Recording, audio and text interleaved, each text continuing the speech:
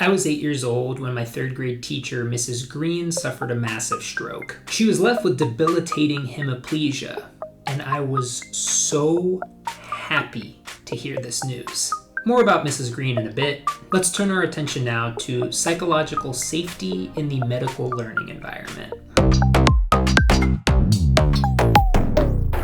Psychological safety is an idea that's borrowed from the organizational and patient safety spheres. Work cultures that champion this premise empower their team members to pose questions, raise concerns, and even admit mistakes without fear of blame, shame, or retribution. When adapted to the medical education environment, psychological safety has a number of benefits for trainees and faculty members alike. It can reduce trainees' preoccupation with their perceived image. It can redirect their focus to the clinical tasks that will facilitate their learning of new skills and concepts. And it can invite them to ask more questions that will exponentiate their growth. Whether you're an intern listening to this or a faculty member, this applies to both of you equally. The cultural hierarchy of medical training dictates that you're contributing, whether it's intentional or otherwise,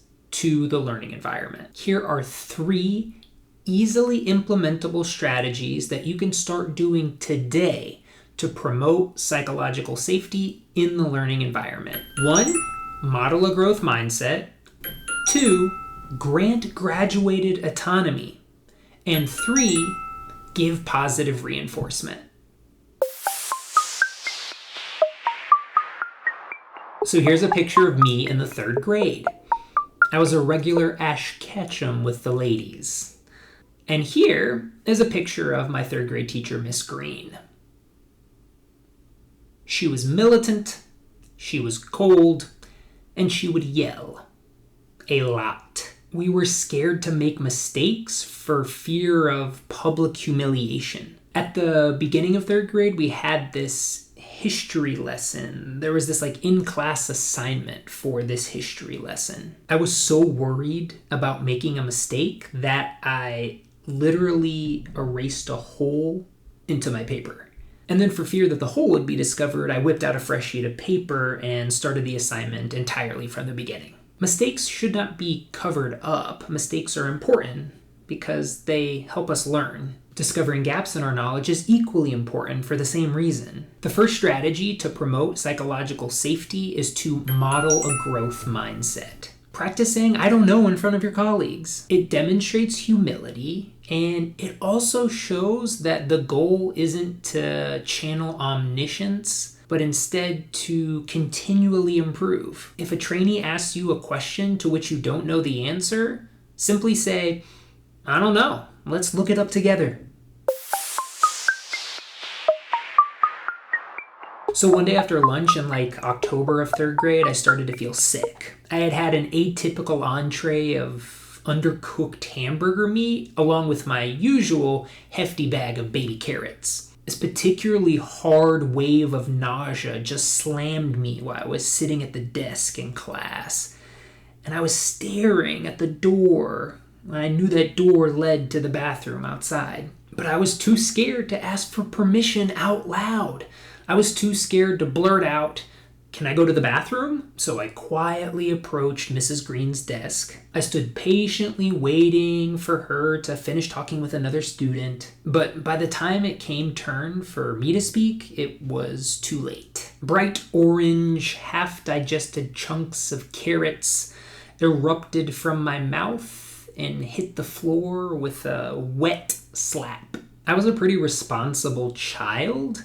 There was no reason that I shouldn't have been granted the autonomy to go to the bathroom without asking for explicit permission by approaching the teacher's desk.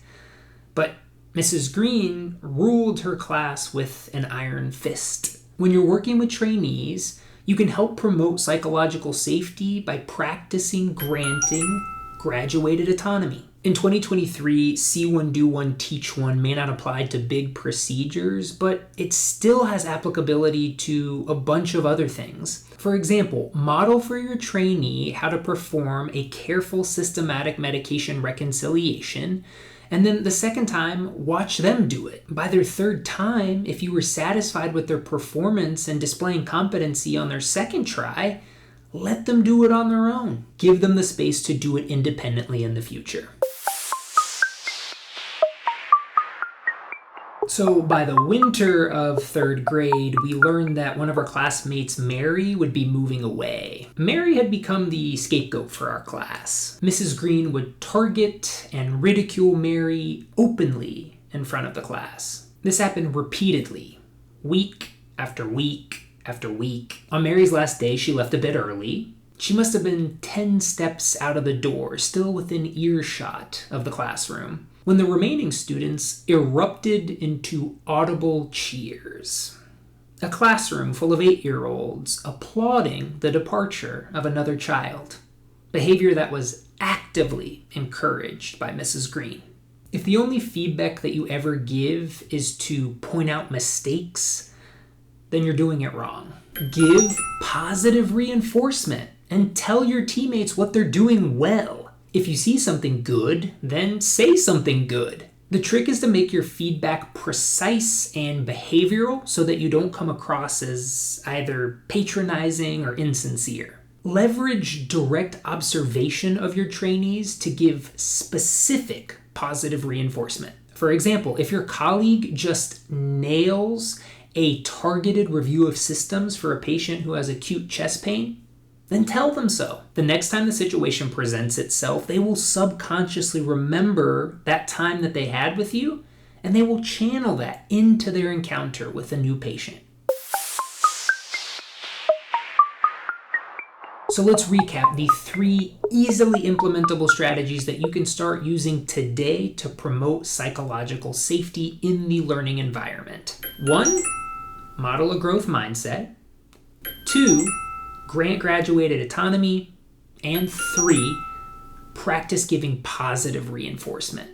So I don't usually believe in karma, but I make an exception for Mrs. Green and her massive stroke. The children who came after me in the 3rd grade were decidedly better off without her. In promoting psychological safety, I hope the trainees in your future are better off with you. Thanks. I was a regular Ash Ketchum with the ladies.